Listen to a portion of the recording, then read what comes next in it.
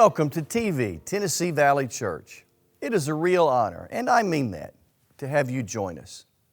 Each year, the student ministry at our church has a theme for that year. This year, the theme has been Shine. And since this is graduation season, it seemed like a good idea to talk to all of us, graduates and all the rest of us, about shining.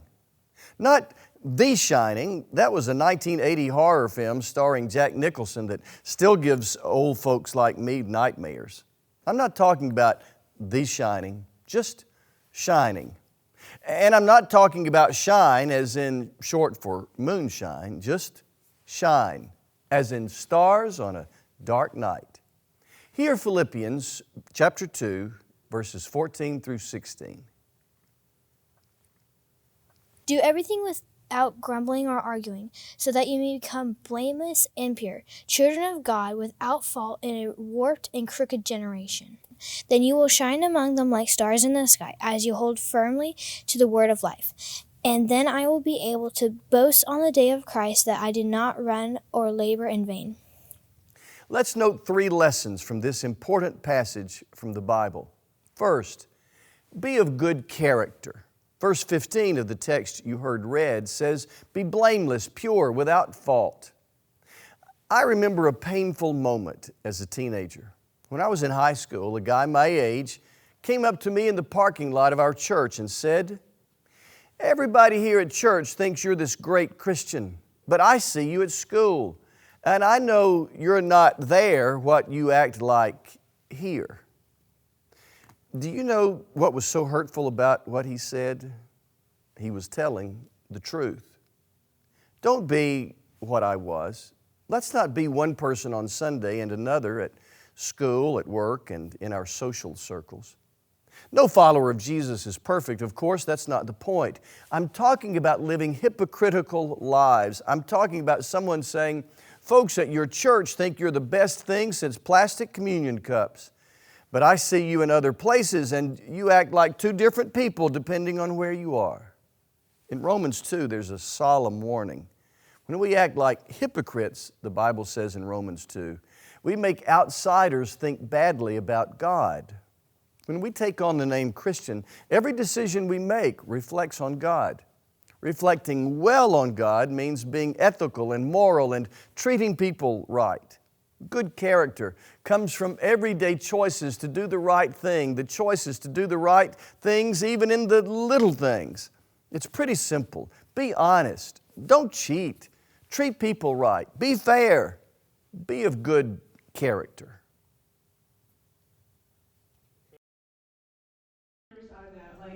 I'm pretty sure I cried a little bit before I came on the way there just because I was really nervous. Second, hold firmly to the word of life. That's what it says in verse 16. And New Testament scholars agree that word of life is a reference to the gospel, the good news, the story of Jesus. 2 weeks ago, I talked about listening to other perspectives, about getting out of our silos. Just this morning, I read an article titled, Your Friends Are Not a Representative Sample of Public Opinion. The article points out that many of our biases result from having limited social circles. We just don't talk much with people who think differently. 2 weeks ago, again, on TV Church, I said we all ought to remember that the other perspective on hot, complex topics might be right. 2 weeks ago, I said, stand firmly but humbly. I said stand on your convictions, but remember the Bible says we all see things as if we were looking through a dark glass. 2 weeks ago, I said stand firmly but humbly, and I meant it. But let me turn that around today and say stand humbly but firmly. Stand humbly. Be flexible, open. Consider that other political and philosophical ideas, for example, might be right. Stand humbly, but stand firmly.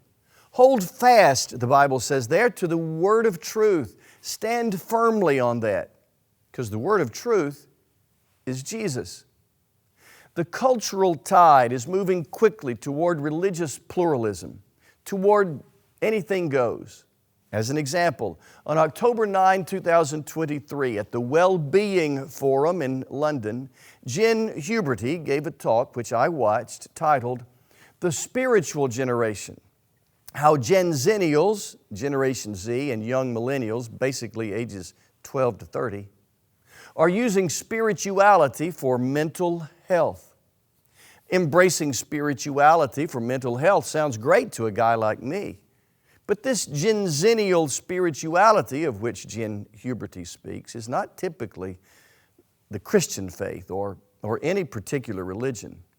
It's kind of like a gumbo, Dr. Huberty said, referring to people taking what they like from multiple religious expressions and adding it to their own personalized religion. It's like religious gumbo. Well, Jesus was born into a world of religious gumbo, a world of multiple religious expressions. And yet Jesus said, "I am the way, the truth, and the life. No one comes to the Father but by me." About Jesus, Acts 4:12 says, "There is no other name under heaven whereby we can be saved."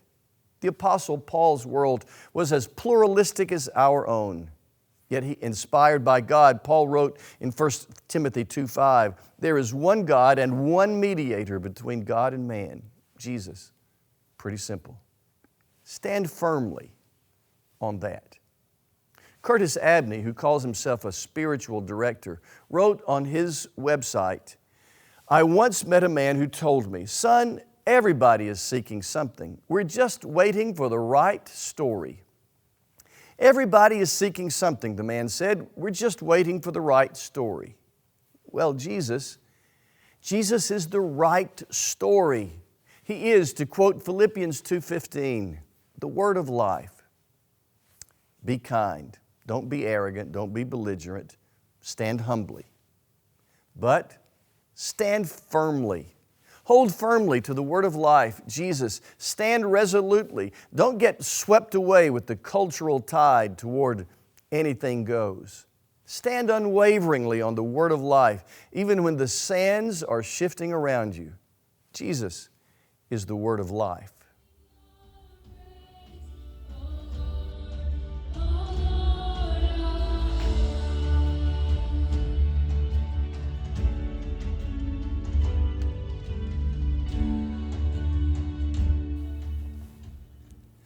Be of good character. Hold firmly to the word of life, Jesus. And third, shine. Verse 15 says, "Shine like the stars." Some of us grew up singing a children's song at church. "This little light of mine, I'm going to let it shine, let it shine, let it shine, let it shine." The second verse says, "Hide it under a basket. No, I'm going to let it shine." God calls you to shine, not to cower under a basket. Shining takes courage. There was a popular t-shirt a few years ago that said, "You can't steal second with your foot on first," meaning a baseball or softball player has to take a bit of a risk if he or she is going to steal second base. They can't stand fearfully on first base. They can't just play it safe. They've got to get out there. Now, I don't suggest irresponsible, rash, impulsive decisions. And I recognize there's a fine line between courage and craziness. Nevertheless, I would challenge you to courageously pursue your God-given dreams. Oh, I know you'll be afraid. You'll be afraid of failure. We live in a region heavily influenced by NASA. And NASA has a motto: failure is not an option. That motto was on t-shirts at the Huntsville Airport souvenir shop last I checked. That's a great motto for NASA. It's a terrible motto for life. If you're afraid of failure, you'll never shine. You'll be afraid of criticism. I remember an older gentleman saying, "It's the chicken that sticks its head up that gets shot at." If you're afraid of getting shot at by critics, you'll never shine. You'll be afraid of the unknown, the security of what we know has kept many a person from the beauty of what is not yet known. If you're afraid of stepping into the unknown and the unpredictable, you'll never shine. You'll never reach your potential. Behind every significant accomplishment in history was someone who was afraid of failure, afraid of criticism, afraid of the unknown. And yet they shone courageously. 2 Timothy 1:7 reads, God has not given us the spirit of timidity. And Leanne Womack sang, when you get the chance to sit it out or dance, I hope you dance. Sitting it out is easier than dancing. If you dance, someone might make fun of your moves. If you ask someone to dance, they might say no. If you dance, you might even fall. Dance anyway. You've got to be courageous if you're going to fulfill your dreams and God-given potential. You've got to step out a little. Let me ask you, what is your divine call? What do you believe God created you to be and do? I highly recommend the book by Richard N. Bowles, What Color is Your Parachute? A new edition is released each year. Bowles embraces the concept of a divine call when it comes to one's vocation. And the epilogue, Finding Your Mission in Life, is worth the price of the book. Bowles writes concerning God's vocational calling that your mission is A, to exercise that talent which you particularly came to earth to use, your greatest gift which you most delight in. B, in the places or settings which God has caused to appeal to you the most. And C, and for those purposes which God most needs to have done in the world. You do that and you will shine.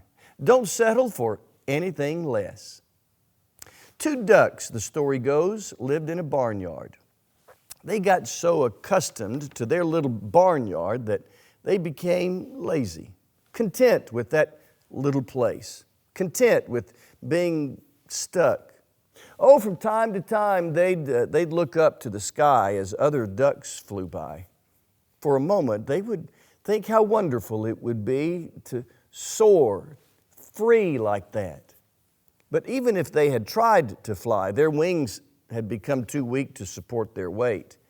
They were confined by their own apathy and lethargy to the barnyard. And so the story ends like this. They're satisfied with the state they're in, but they aren't the ducks they might have been. Be the duck you were created to be. Dance, don't sit it out. You are here to do what you are here to do. So do what you are here to do, and do it well. In a word, shine. When we come back, I'll tell you what is perhaps my favorite graduation story, even if it is a bit unorthodox. How deep the Father's love for us, how vast beyond all measure, that He should give His only Son to make a wretch His treasure. How great the pain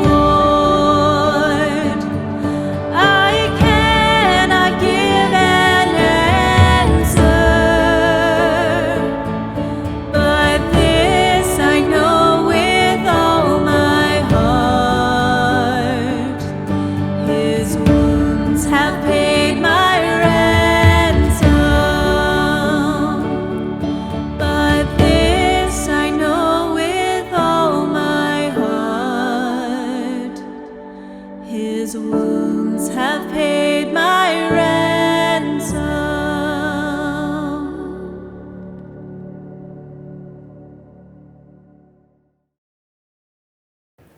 Congratulations to all the graduating seniors for 2024. Yay! Drew Crocker is one. Drew, we appreciate you being with us today. Thank you so much for having me. Travis's message today, he's using Philippians 2:15, and it tells us to shine bright like stars in the sky. You're an example of that. This guy created a city festival. You were successful your very first year. How Yes, many people ma'am. came? We had over 2,700 people come to the festival, and we were able to raise almost $6,000 from just generous donations from the festival attendees. Really, really grateful for that. How did it come about? And how did you get that many people working together to put this on? We actually have an organization at Bob Jones called the Council of Presidents, and it's an organization with representatives from all across our school, whether that's student government or National Honor Society, and we meet on a monthly basis. So I got with that group of people and we decided to plan this all together, and they each had a super important role, whether that was getting the word out to the community and to the schools, or whether that was creating the flyer, or making sure that everybody was going to be safe by enlisting the help of some of our SROs at our school system. So everybody had a really important part to make this whole festival come about, and I'm really grateful for the help that we had for the entire team. There were definitely some scary points in there for sure. Throughout the entire week, the forecast was just rain, rain, rain for that day. I mean, just all week long, I was so scared because we had to make the final call on Thursday before it was the festival on Saturday, and it was still showing rain throughout the festival. I am just so convinced that it was God that really, helped not only the weather, stay out, because we prayed right before the festival in the morning when we got there to set up, and I'm just convinced that it was God that He said, hey, this is something that I know is going to better the community and show people, God through the festival. So, there were so many difficult aspects of MadFest that we had to kind of persevere through as a whole team. And we learned so much, each and every one of us. And I'm really grateful that God was with us through that to be able to make it the success that it was. How do you, attending a large public high school, how do you live for Jesus at school? I have been at First Baptist Church for my entire life, from when I was in the little kids ministry all the way up to student ministry. And I've had so many mentors instill in me that living for Jesus is just the best thing you can do, because it betters your own life and it betters the lives of others. And in my school, it's really important to me that I am kind to people, that I tell people that I care about them, that they know that I care about them, and that way I can show them that God cares about them. One of the things that I talked about in my senior sermon a few weeks ago is that before I get out of the car every morning when I go into school, I raise my fist and I say, God, I trust you, and because of that, today's going to be a great day. And that's kind of the motto that I take on each and every day, to know that God's going to be with me through all the challenges like MadFest and some of the other things that we try to do. And regardless of what happens, it's going to turn out great. The end result is always going to be amazing. So I'm really grateful for that. Well, Drew, thank you so much. Yes, thank ma'am. you for shining bright Thank like you. a star. And graduating senior, we look forward to your next chapter. We know it will be bright as well. Thank you so much. I appreciate your time. At the beginning of this episode of TV Church, I noted that every year the student ministry at our church has a theme for that year. This year the theme has been Shine. And since this is graduation season, it seemed good to me to talk to all of us, graduates and all the rest of us, about shining. Speaking of graduation, I have read that at the West Carmel Baptist Church, a predominantly African-American congregation in Philadelphia, every year they celebrate the graduation of their young people from high school and college. And every year, at least at one time, the pastor would tell them the same thing. In a nutshell, he would candidly remind the young graduates that one day they're going to die. He'd say, one of these days, they're going to take you out to the cemetery, drop you in a hole, throw dirt in your face, and go back to the church and eat potato salad. Then he'd ask them, so, in your life, are you going to collect titles or testimonies? Titles or testimonies? Titles are a dime a dozen. But testimonies, stories of investing in other people and courageously doing the right thing, well, testimonies change the world. You have dreams, and that's a good thing. But some of those dreams probably are of titles. Dreams of titles like CFO and doctor and foreman and superintendent and manager and so on.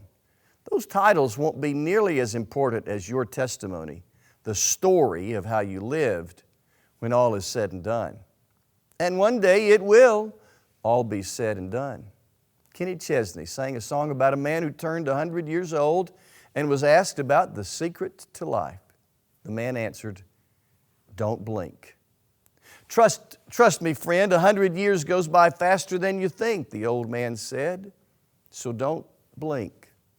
Now, I know many of you are young, but some of you have hair the same color as mine. Either way, life goes faster than you think. You blink a few times and you're just outside eternity. So, to quote the pastor of those graduates in that church in Philadelphia, are you going to collect titles or testimonies? Are you going to live for shallow accolades, or are you going to fulfill your God-given place in God's mission to the world? Titles are a dime a dozen. Our world needs people who will shine.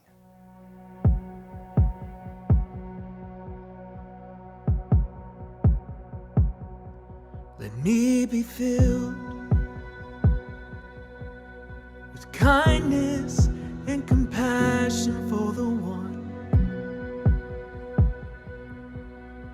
one for whom you love and gave your Son for humanity. Increase my love. Help me to love with open arms like you do. A love that erases all the lines and sees the truth. Oh, that when they look in my eyes, they would see you. Even in just a smile, they would feel the Father's love. How you love us,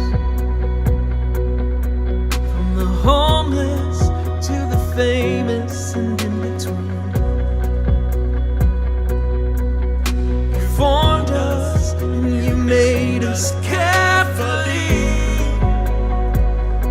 'cause in the end, we're all your children.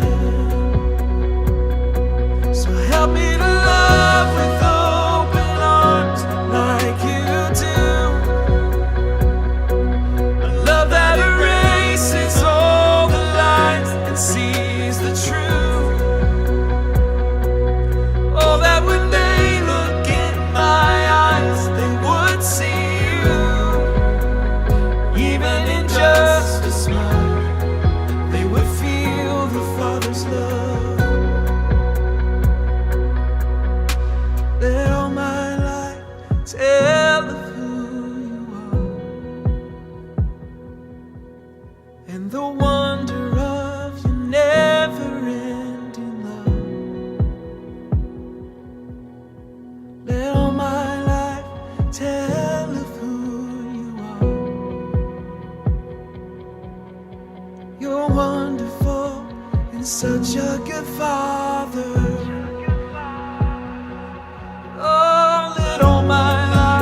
Tell of who you are and the wonder of your never-ending love. Let all my life tell of who you are, that you're wonderful and such a good Father.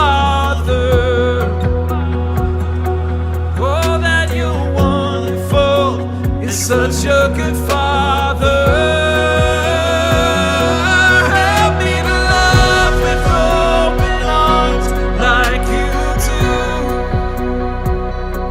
A love that erases all the lies and sees the truth.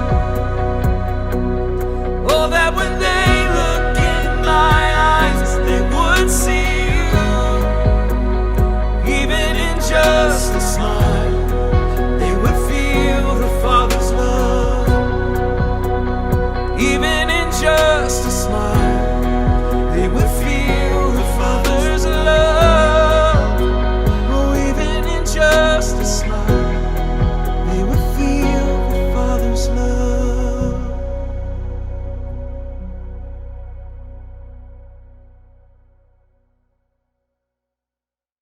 Thanks for joining with us today.